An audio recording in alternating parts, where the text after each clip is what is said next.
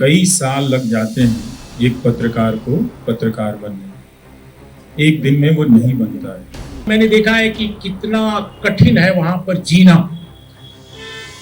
तो फिर पत्रकारिता करना कितना कठिन होगा इसकी कल्पना तो आप सब पत्रकार कर सकते हैं। दोस्तों नमस्कार, बेबाक भाषा में आपका स्वागत है।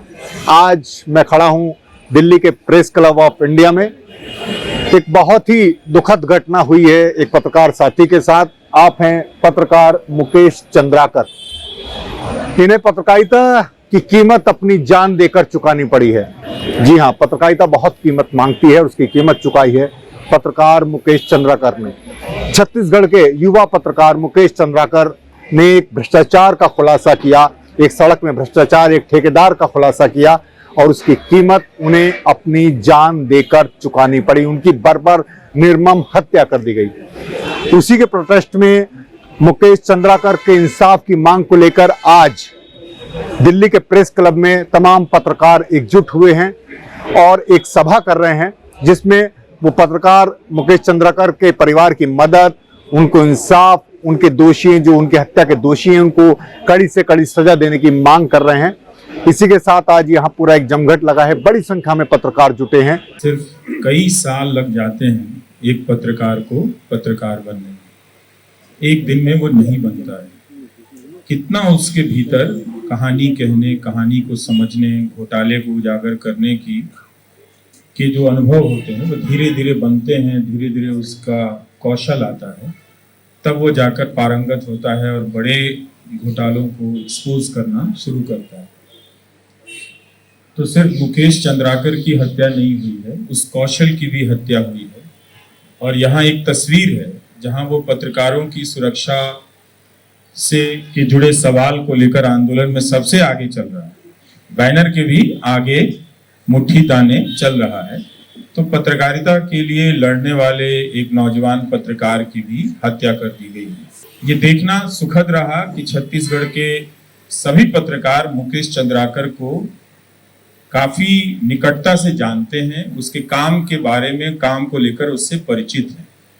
मेरे ही फेसबुक पर कई सारे पत्रकारों ने मुकेश की पुरानी रिपोर्ट को साझा किया, जिससे पता चल रहा था कि उसका काम उस राज्य में कम से कम नोटिस में है।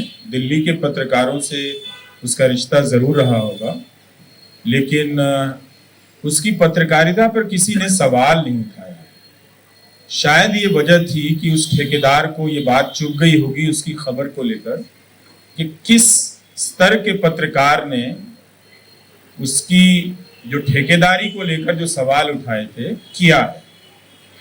और उसकी हत्या सिर्फ एक पत्रकार की हत्या नहीं है, बल्कि छत्तीसगढ़ में और दूसरे राज्यों में ऐसे चल रहे न जाने कितने ही घोटालों पर पर्दा डाल दिया गया। कोई मुकेश जैसा उत्साही पत्रकार अब उन घोटालों पर हाथ डालने से डरेगा, सोचेगा या उसे कोई हतोत्साहित करेगा कि मत करो, तो बहुतों ने राहत की भी सांस ली होगी। क्योंकि हुआ ये है कि जो संस्थानिक मीडिया है उसने इस तरह की खबरों पर हाथ लगाना बंद कर दिया है।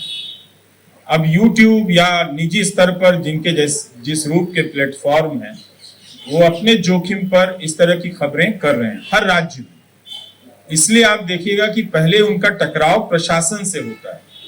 प्रशासन उन पर तरह तरह की बंदिशें लगाता है, तरह तरह के मुकदमे करता है, और ये आए दिन की घटना हो गई।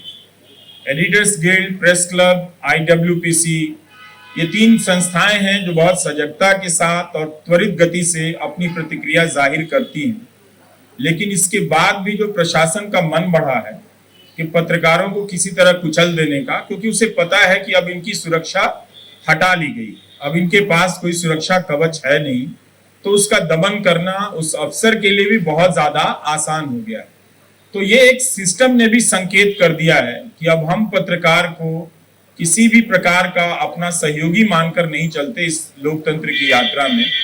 तो कहीं भी दिल्ली में जैसे उर्मिलेश जी कह रहे थे कि हटाए जा रहे हैं और छोटे जगहों पर मुकदमों में फंसाए जा रहे हैं और मारे जा रहे हैं। हम लोग आवाज उठाते हैं, मगर वो आवाज कुछ दिनों के बाद दम तोड़ देती है, पहुंचती नहीं, तब तक कोई और पत्रकार उस लाइन में शिकार होने के लिए खड़ा मिलता है, किसी और नाम से, किसी और जगह पर। लेकिन हम फिर भी यहाँ से बहुत कुछ कर सकते हैं, यही कि उसके परिवार की आर्थिक मदद के लिए हम अपनी तरफ से व्यवस्था कर सकते हैं। जिन संस्थानों से जुड़ा रहा है उन संस्थानों को press club of India, editors guild of India की तरफ से पत्र भेजा जा सकता है कि आप भी मुकेश के परिवार को कुछ आर्थिक मदद दीजिए, और इस तरह के कोष से उसके परिवार को आर्थिक मदद दी जा सकती है। बहुत सीमित ही है ये भी मदद, लेकिन फिर भी कोई तरीका निकालना चाहिए कि उसके परिवार को थोड़ी राहत पहुंचे। जो आजीविका पर भी हमला किया गया, उसका पूरा परिवार उस संकट में चला गया है। तो हम सब एक तरह से एक लाचार दौर में हैं, लेकिन अभी भी हम अपने अपने छोटी छोटी कोशिशों से एक दूसरे के लिए पुल बन सकते हैं, एक दूसरे के लिए रास्ता बन सकते हैं, हाथ पकड़ सकते हैं। बीजापुर के पत्रकारों ने कितनी त्वरित गति से मुकेश की हत्या के विरोध में वहां बंद का आयोजन किया, प्रदर्शन किया। ये बड़ी बात है कि उस जिले में भी पत्रकारों ने मुकेश को लेकर एकजुटता दिखाई। पता चलता है कि उसने अपने काम के जरिए कितना कुछ कमाया होगा, और उस ठेकेदार ने उसके साथ साथ पूरे उस जिले के पत्रकारों का मनोबल तोड़ा है। और आप देखिए कि इधर के 1 साल या 2 साल का पैटर्न देखिए, ट्विटर पर ही ज्यादातर जो वीडियो आता है वो कहाँ से आता है, वो इसी तरह के स्वतंत्र पत्रकार जो ऐसे मौकों पर पहुंचे होते हैं जहां पहले किसी सांस्थानिक मीडिया के पत्रकार को पहुंचना चाहिए था, उसके वीडियो से सब कुछ वायरल कराया जाता है। तो ये उन पर हाथ डालने की कोशिश बहुत लंबे समय से चल रही है, और गुमनाम तरीकों से चल रही है। लेकिन ये हत्या करके एक संकेत भी दिया गया है कि अपनी अपनी हदों में रहा जाए। लेकिन हम सब का ये काम है कि हम सबका मनोबल बढ़ाएं, कि जरूर अपनी सुरक्षा की चिंता करें, उसे लेकर सतर्क रहें, मगर इसका असर अपने आप पर ना पड़ने दें। जितना हो सकता है आप कीजिए, अपनी समझदारी से कीजिए, अपने भीतर एकजुटता बनाइए, ताकि प्रशासन या प्रशासन से जुड़े ये लोग ठेकेदार किस्म के जिस तरह से दबाव बना रहे हैं, खरीद ले रहे हैं। कितना दुखद था, दैनिक भास्कर में उस ठेकेदार के बारे में पूरा एक लंबा चौड़ा विज्ञापन परिशिष्ट छपा है, जैसे प्रेरणा लेने के लिए वही बचा हुआ।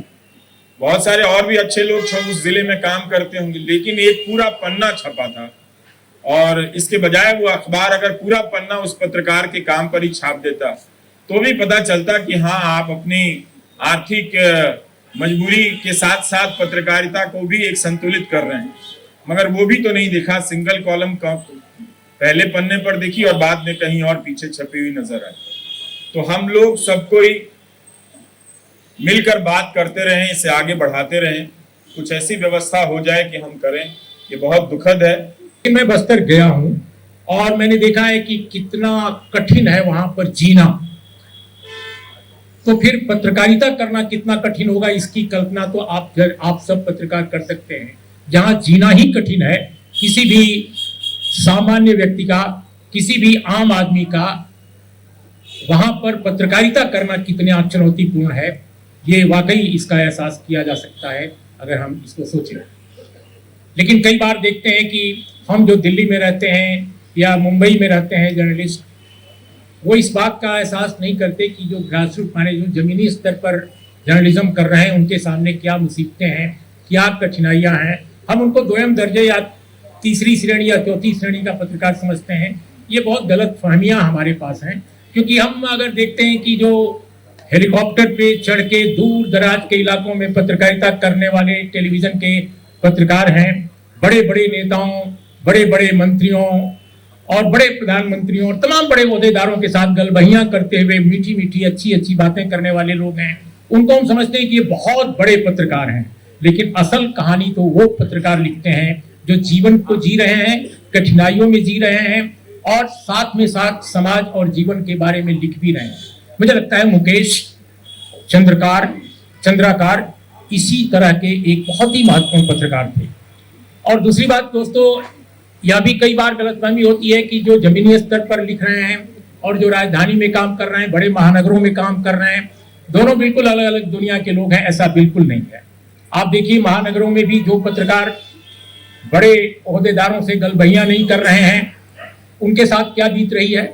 उनकी वेबसाइटें बंद कर दी जा रही हैं, उनके यूट्यूब चैनल को कंट्रोल किया जा रहा है, शैडो बैन लग जा रहे हैं, और कई बार बहुत साधारण सी सच्ची कहानियां लिखने पर उनको देशद्रोही तक साबित करने की कोशिश की जा रही है।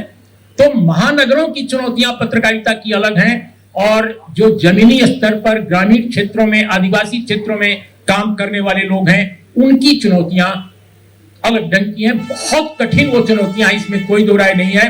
लेकिन आप ये नहीं कह सकते कि जो शहरों में, महानगरों में हैं, उनके सामने कुछ भी नहीं है, वो बड़ा सहज जीवन जी रहे हैं। ऐसा नहीं है। लोगों को नौकरियां छोड़नी पड़ रही हैं, लोगों को नौकरियों से बाहर कर दिया जा रहा है। जर्नलिज्म के लिए वे लोग भी तरस रहे हैं जो मेन स्ट्रीम चैनलों में और मेन स्ट्रीम अखबारों में काम करते हैं। मैं कई ऐसे नौजवानों से मिलता हूं और जो आहिस्ते आकर बोलते हैं कि सर आप लोगों का दौर तो अलग था, हम लोग तो चाहते भी हैं जर्नलिज्म करना, लेकिन हम जर्नलिज्म नहीं कर पा रहे हैं।